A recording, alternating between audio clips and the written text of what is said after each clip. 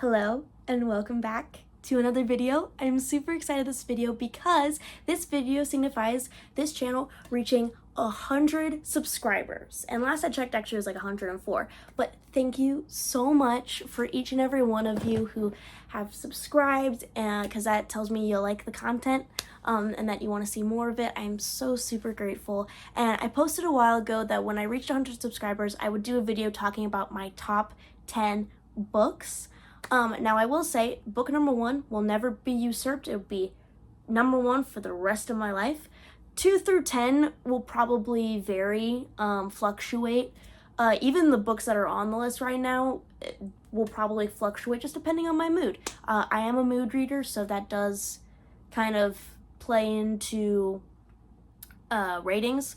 Now, that being said, I probably won't go super into like the rating. Like I may forget to tell you the rating, or I don't remember the rating of the book, but I will say most of these books are 4 stars and up from last I checked. Obviously they're like my favorite books, so they're going to be highly rated. Yeah, so I hope you guys enjoy. And by the way, if your favorite book is low on this list, it doesn't, that I appreciate that you love the book. I also love it too. It just, in the correlation to how much I enjoyed the books above it and how much I didn't super enjoy it was a whole thing. I was sitting here for so long trying to think of what books are going on this list and where they fit on this list. So this is not to offend, this is my personal opinion, and by the way, this opinion fluctuates constantly. Your favorite book may end up going higher the next time you ask me. I don't know. But this is kind of what the rating is for now. Again, it will probably fluctuate. This is my personal opinion, prefacing that. Now, let's get into book number 10. So book number 10 is Caraval by Stephanie Garber. This is the first book in the Caraval trilogy. I have annotated it. I read it twice, which I've actually read, I think, I was going to say a few of the more of the, actually no, this one I don't know how many times I've read some of these other books. That'll come up later.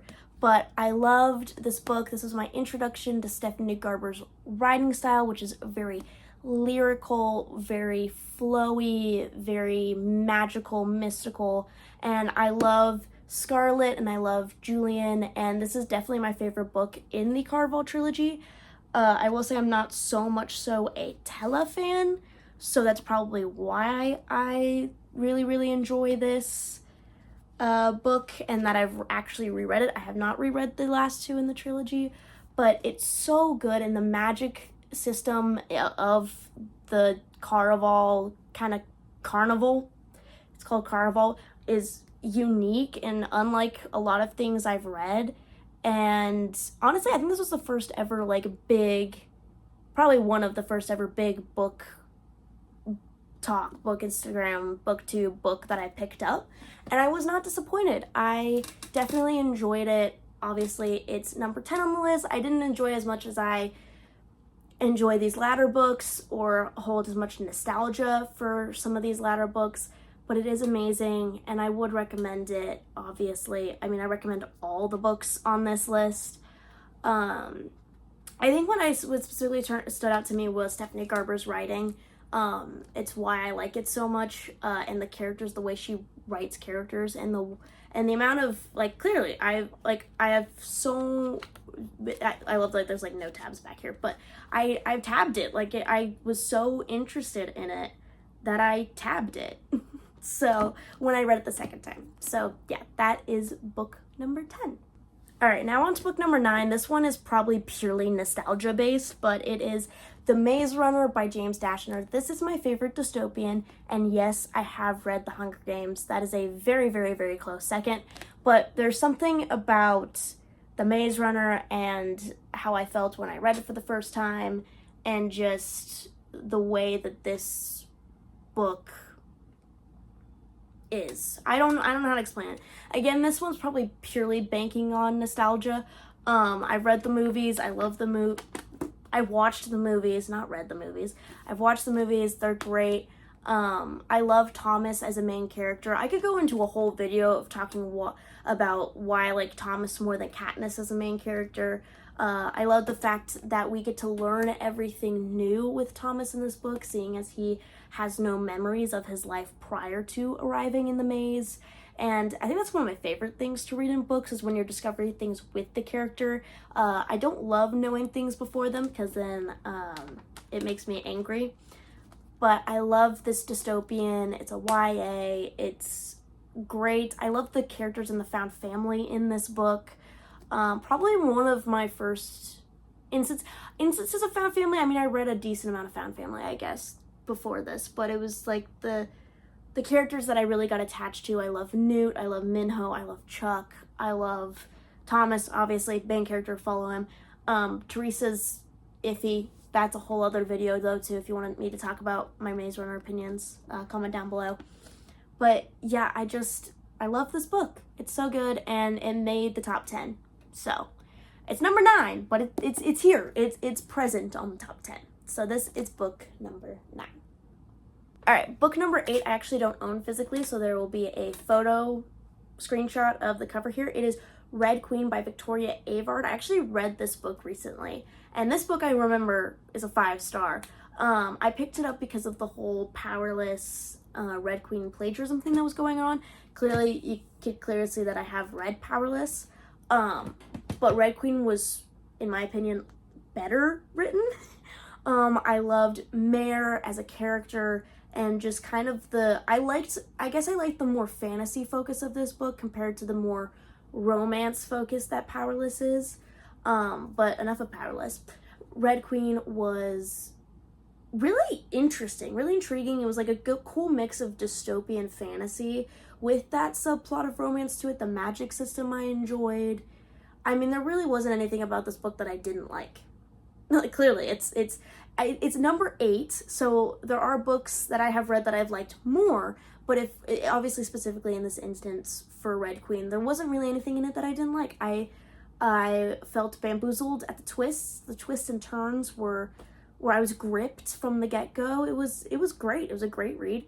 That's why it made my top 10. It's one of the, it wasn't the first 5-star of this year, but it's definitely one of the more memorable ones from this year. So that's book number 8. All right, so book number 7 is a book I've actually been talking about a lot on my channel recently, specifically in my shorts, which is The Six Olympians by Maria Alcron. I don't know if I'm pronouncing her last name correctly, but this book I read last year. It was my number 1 book from last year. Probably wondering, why is it 7th? It's not even in the top 5.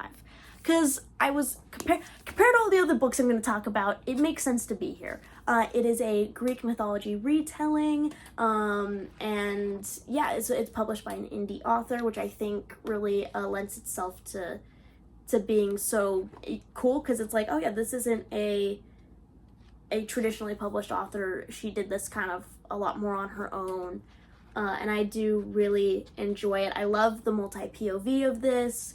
Found family, again, I do find that as a reoccurring theme in the books that I read, that found family is a common trope.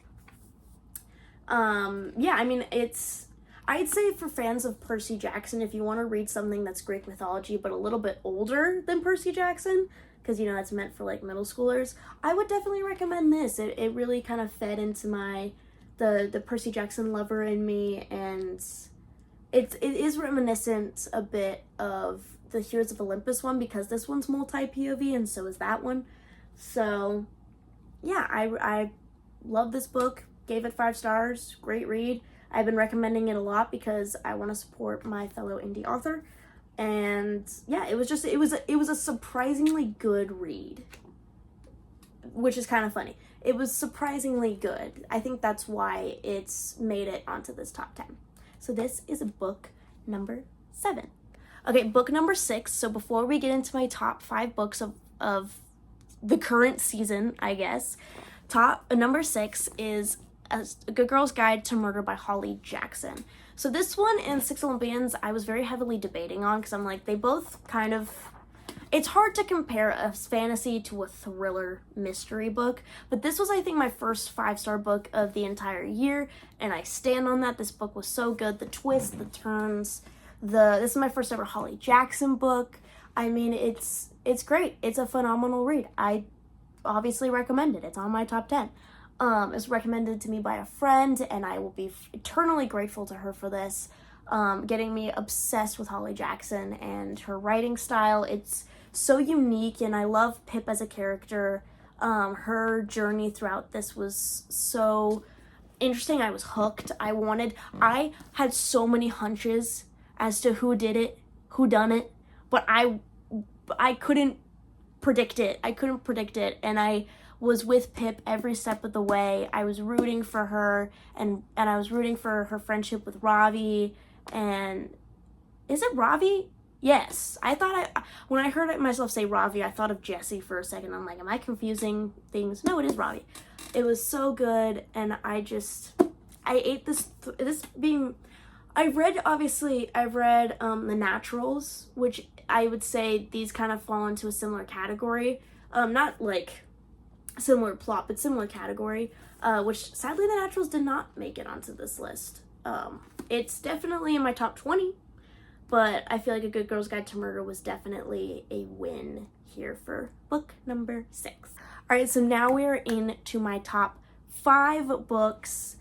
Number 5, this may throw you a little bit for the loop, but it's Hamnet by Maggie O'Farrell. I recently just read this book. I say recently, it was last month.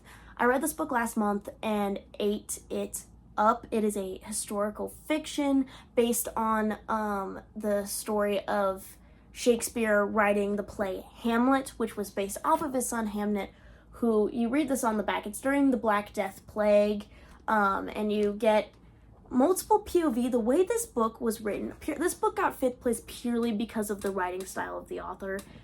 It does take a slight adjustment because it is different from, for me at least, anything that I've ever read, but it is beautiful. I was attached. I was actually reading this book on a trip with friends, and I cried in front of them. It was slightly embarrassing, but I told them, guys, I don't know how I couldn't cry during this. It was so sweet and sad, and just, I was rooting for each and every one of these characters we got to meet, and it's such a good book, and probably gonna be one of my top 5 books for a really long time because it is so beautifully written, and the story was well told, very well told, and yeah, I'm like, I can't not think about this book. It's for people who are fans of like a very like whimsical, descriptive writing style, but don't like fantasy. I'd recommend this. It is a very flowy. I tend to like that writing style. I have realized just the way it's written. I mean, I read aloud a quote to one of my friends who will probably never read this book. It's not really in his genre, but I read it out loud, and he's like, "Oh, that." You could already, from that line, you could tell what the rest of the book was written like, and it's just, oh, I should have underlined that line, actually. I really should have underlined it. I think I might go back and find it and I mean, honestly, I am not tempted to go back and reread this and just annotate the living daylights out of it, because there were so many things in it that I loved and that I enjoyed and that stuck out to me. So many quotes in this book were amazing. So this is why it is the 5th book on my top 5. Book number 4, a recent read for this month, and probably my favorite book of the entire year. I said it in the video, but I don't know if you guys won't have seen this yet, but it is Keeper of the Lost Cities by Shannon Messenger. This book is my favorite book of the entire year. Favorite book. I'm calling it now favorite book of the entire year. It is a middle grade fantasy, so along the lines of Percy Jackson and Harry Potter. It would be for more that age grade, but I picked it up after putting it off for so long. I regretted putting it off for so long, and I'm like, I'm finishing this 10-book series. It's so good. The magic system is probably my favorite part, and the world is definitely my favorite part of this book. I'm like, magic system was cool, unique. I loved the way the world was described. For how long the book is, it felt very fast paced. Not crazy long chapters. It kept my attention. Yeah, I mean, the plot was super interesting. I cannot wait to see where this series goes, especially because it is so long. I'm happy it's so long, which means because it means I get to spend so much more time in this world and with these characters. And I don't say that about a lot of series where it's like, oh, I wish there was more so I could be with these characters longer. I'm so excited that there are so many books in this series that are out that I can read to spend even more time with these characters and in this world. So yeah, that's why Cupid Lost Cities is book number 4. All right, book number 3 is also a book I don't own physically, but I really want to. It's Heartless by Marissa Meyer. This book I read last year, and I'm still thinking about it to this day. It was heartbreaking. It was emotional. It was a beauty of a book. I don't know how else to say it. I love Marissa Meyer's writing. Heartless is a Queen of Hearts. It's not really a retelling. It's more like giving her a backstory to why she became the Queen of Hearts. I could go on and on about this book, but I don't want to spoil it for people who haven't read it. But if you haven't read it, please pick it up. Please read it. It's a standalone, so it's not like you're committing to any long series or anything. It is a standalone, and it is the most beautiful and heartbreaking retelling I have read, and I will never look at the Queen of Hearts the same again. Even though I don't think that this is actually like a canonized background for the Queen of Hearts, it will be forever the canonized background in my head, and I will never look at the Queen of Hearts the same again. I will never look at Alice in Wonderland the same again. It was mind-boggling, and it's beautiful, it's amazing, it's top 3. Like, it got into my top 3, guys. It's that good, and I still think about it. It will forever be the book that I still think about and still cry about, probably to this day. If I ever reread it, that's the thing. I don't know if I want to reread it because I don't know if I want to go through that heartbreak again. But it's so good and beautiful, amazing. Please read it if you haven't already. And if you have, I feel your pain. All right, that's book number 3. All right, book number 2. This may not come as a surprise to some of you, is The Ballad of Never After by Stephanie Garber. I had a hard time between this and Heartless, which one I was going to put at number 2, because number 1 will never move, but this book I think about all the time. It is my favorite book in the Once Upon a Broken Heart trilogy by her. I love Evangeline and Jax, and this is the best book I think of hers I've ever read. Like, I love this so much. I mean, I haven't reread it yet, and I definitely want to reread it at some point. It's the yearning of this book, the love that stems from this book, the plot, like the way that Stephanie Garber was able to balance the romance and the really crazy fantasy plot that was going on during this book so well still baffles me to this day, because I have read fantasy books that have, like, a romantasy book where the romance overpowers the fantasy plot to where the fantasy side of things doesn't make any sense because you focus so much on the romance. But this book did that so well. So well. And I mean, I feel like the whole trilogy did it really well, but this one, chef's kiss. Beautiful book.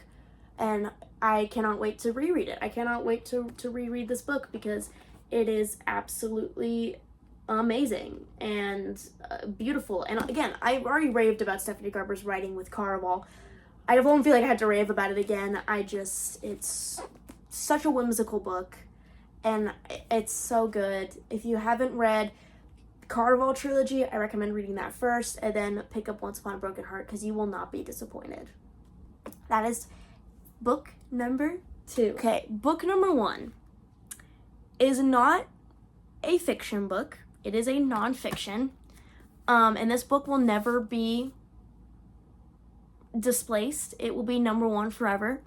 Some people might know what I'm getting at with this. Some of you who are newer probably don't. But it is the Bible. The Bible is my number 1 book of all time. There will be nothing that will ever be able to usurp this holy book. I am a Christian. I got saved when I was 13, and this is one of my most cherished items in my life. I underline, I write in it, I have tabs for certain lessons we're going through in my church. It is the truth. It is the gospel of the Lord Jesus Christ, and it is a book I will never not recommend to people. It will change your life if you read the Bible. If you want to read the Bible, I recommend picking up the book John. It's in the New Testament. It follows it's one of the Gospels. It follows the life of Jesus Christ, the Son of God, and it explains his miracles that he worked, and it talks about the perfect life he lived, and when the crucifixion, when he dies on the cross for each and every one of us and our sins, and he takes them onto himself, and he is buried, and he and raises again from the dead. And it's the most beautiful book in the whole world, and I have the ultimate comfort of knowing that it is true, and that it is fact, and that I am saved because of Jesus Christ, and I am able to study God's word and to study all of this. I'm actually reading 1 Samuel right now, which talks about David and Saul, and what leads to David being, and it's so good. I love the Old Testament. The Old Testament's actually great. So yeah, as someone who will never stop recommending the Bible to people, it will change your life, and hopefully it will save it as well. It'll save your life, from an eternity in hell, if when you accept Jesus Christ as your Lord and Savior. I will tell you, if you want me to share my testimony on here, I will. It truly, what Jesus Christ has done in my life, and in the life of so many other people, it's truly beautiful, and you cannot get salvation anywhere else, through anything else. You will not be saved through anything else. So yeah, my number one book forever and always will be the Bible. And yeah, so I hope you guys enjoyed this video. Please like, comment, and subscribe, and I'll see you on the next one. Again, thank you so much for the 100+ subscribers. I really appreciate each and every one of you guys.